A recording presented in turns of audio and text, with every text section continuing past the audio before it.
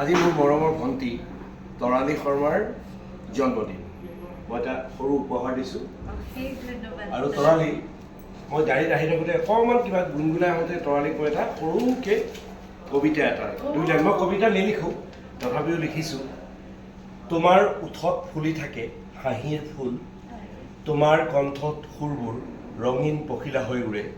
তৰালী, তোমাৰ গানবোৰ পাণ কৰিবলৈ হাজাৰজন শ্ৰোতাৰ কি যে অনাদি অপেক্ষা।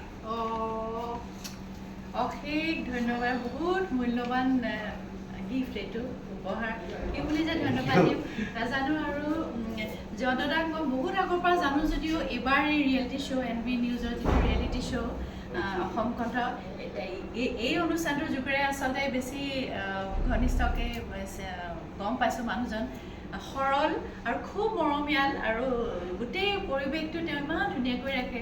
আৰু আজি এইটোৰ কাৰণে ধন্যবাদ ভগৱানে আপোনাকো খুব ভালে ৰাখে। Thank you. Thank you.